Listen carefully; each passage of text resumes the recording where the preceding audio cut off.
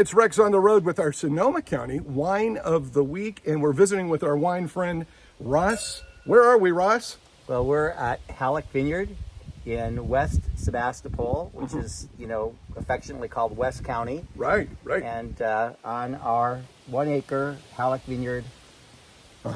Yeah. Named appropriately. Yeah. Well, I mean, you had the name already. So. Yeah. It wasn't very creative. That's all right. We call our company after ourselves too. It was just easy, right? Yeah. Well, right. I reserve my creativity for what's in this glass. Right. And tell us, your very first Pinot that you made many years ago was ranked #1 in the United States. That's right. From this little vineyard right here. This little vineyard. One acre, and since then. Vineyards have popped up all around us, and we're grateful for that because we can buy fruit from them. All right. Oh, well, there you go. That's great. So tell us, I mean, your very first vintage, your very first wines get that kind of acclaim. What was that like? What were those moments like for you to get that kind of attention right off the bat? It was a surprise. I like to say winning #1 Pinot Noir and $5 buys you a cup of coffee. Okay. So what you really need after you hit one of those milestones is the budget to let everybody know. Right. And we certainly didn't. So a few people knew. Right. And for us, it was certainly validating and exciting. And we got a lot of attaboys from a very small fish pond. Since then, we have actually won 3 other times. Oh, wow. And we've had 8 best of class for all of our wines.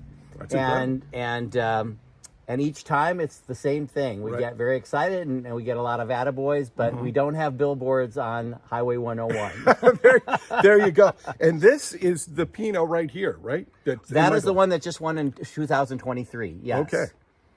Is it all right if we take a sip? Absolutely. Okay. And look at that. Isn't that beautiful? That is so luscious.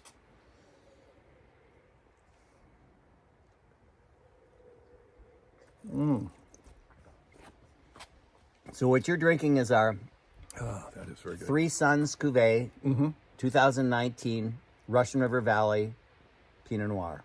Wow. And it's just from this neighborhood. Wow. So it's just a couple miles probably around from you, huh? Within a couple miles, yeah. There are neighbors that, we buy fruit from. They say it takes a large fortune in the wine business to make a small fortune, and we've been fortunate, not having a large fortune, to be in a vortex of amazing fruit and really wonderful neighbors who are growing fruit for us. Oh, nice. And so we not only get wine, obviously, from our own vineyard, but we're able to pick and choose from vineyards all around us that have grown up since we moved here. Wow. So it takes a neighborhood to make wine. That's what we're finding out, huh? Yeah. It does. Now, something I read about you, Ross, is that you were a wine collector, and then, finally you decided to start making your own wine, right? Well, I like to say I chose wine as my drug of choice in my mid-20s. Okay. And, when we planted this vineyard, the house was just, kind of, you can't even see the house now, but it was just plopped in the middle of nowhere. It was on a field. Wow. And all empty around, no landscaping. And the vineyard was cheaper than a lawn.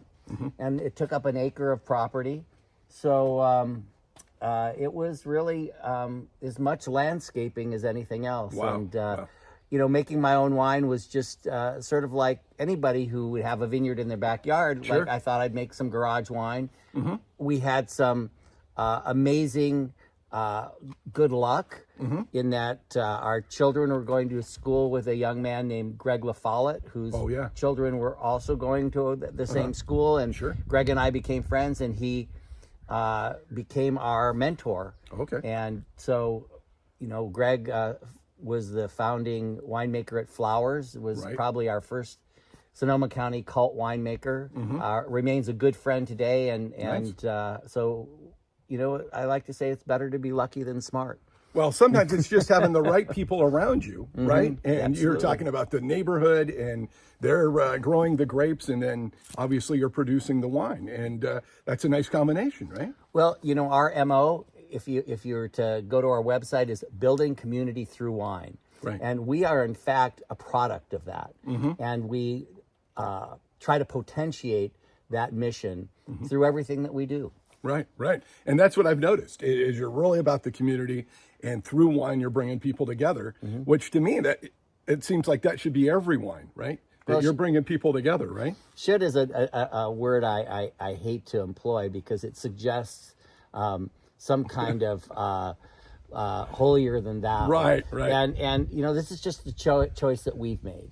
And you know, if you look around, you'll see that choice is made by many. Sure. We just happen to coin it, if you will. Right, right. But it takes a village to create a village. And Yeah, so we're not yeah. the only ones doing it. And we're very grateful to be part of the Sonoma County community Yeah. and Sebastopol in particular. Now, a quick question: here in West County, were you guys the first vineyards, or? Yeah, you know, there are two textbooks on our credenza upstairs. One is called North American Pinot Noir. The other is called Pacific Pinot Noir. We are in both textbooks. Wow. And we believe we were the first vineyard in West Sebastopol. Oh, wow, wow. Well, I mean, that's an accomplishment by itself, and now you've influenced others. I mean, to me, that's really great, and the area continues to grow with producing wine, right? Yeah, no, it's a vortex now. Right. I think we're collectively making some of the best wines in the world, and I don't think people would argue with me about that. Yeah, I agree. I agree. And well, it's just been a pleasure for letting us hang out with you, Ross, and find out about the history of the vineyards, and to be a pioneer. I want to call it a wine pioneer in any region. I think takes a lot of initiative, right? Because maybe you see it in your head, maybe you see what it can be, but up until that time, nobody else has taken that step. So congratulations. Well, thank you. I'm grateful to have been in the right place at the right time and made the right moves. So, you know, I'm not only grateful, there's a sense of pride in it.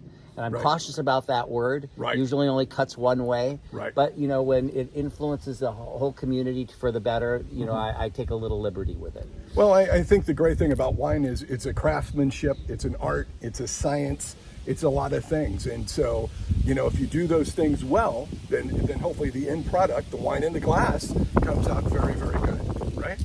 We always hope. We keep our fingers crossed. Cheers. Cheers.